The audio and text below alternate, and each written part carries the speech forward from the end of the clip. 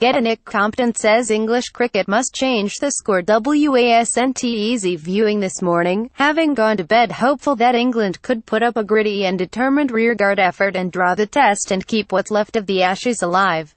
My hope, it turns out, was forlorn. My mornings this winter have followed a particular pattern.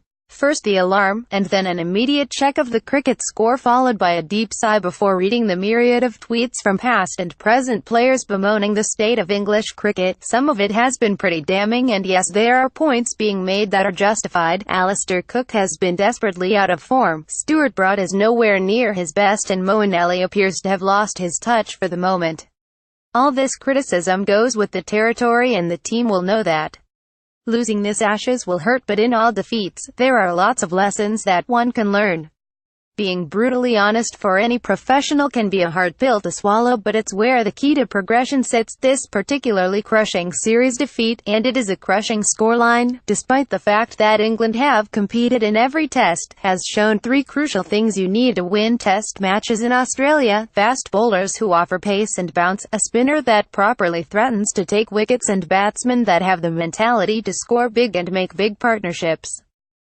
Steve Smith has been the man of the series so far. Until the system at home changes and there is less cricket played, it will be hard to get England competitive again down under Nick Compton. Sadly, England have shown little of the above this winter, and Australia had all of it.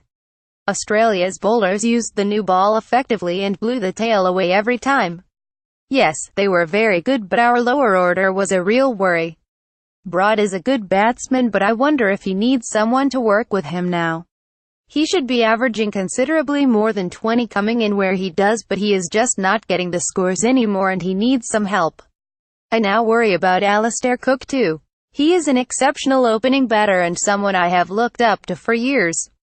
We may be in danger. I think that we are sucking the life out of him. He knows how he wants to play, and that can still offer England another 5 years world-class test match batting. He is one of the few who can bat for 5 hours, but you can see that he lost some of that mental strength for the time being. It was similar to when he was in the last throes of his captaincy. Very sad to see. Monday, December 18, 2017, Australia have regained the Ashes and were kicked to celebrate their victory, and I hope we don't see something similar with Joe Root. He looks exhausted by this series, both by the on-field results and, I am sure, the off-field troubles. You see, his energy has been drained, but it is hard to have the energy when you don't have the artillery to back you up. He will be so disappointed with how the series has gone, but he has a big future as captain of this side, and rather than criticize some of the decisions he made, I think we should back him to the hilt. I think his instincts are good, and we don't want to lose that.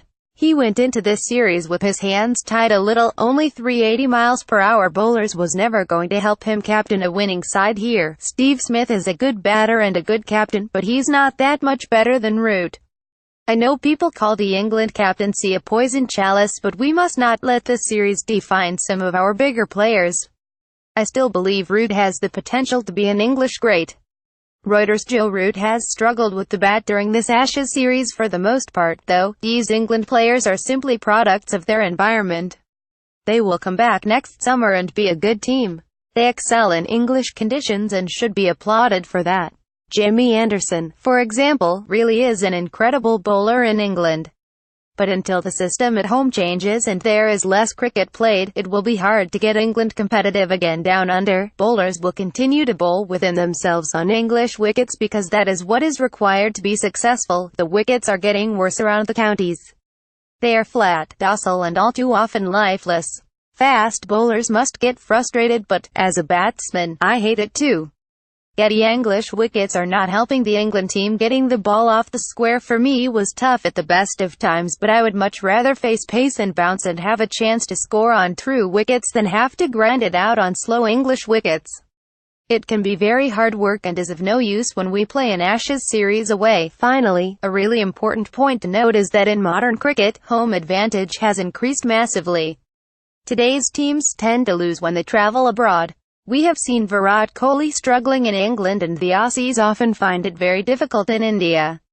I am wondering if we are now reaching a stage where we need to think about picking different teams to play in different countries. ****** Nick Compton is Ladbrokes Ashes brand ambassador. Australia start as 4/9 favourites to win the fourth test with England 9 halves outsiders and the draw at 9 halves. *******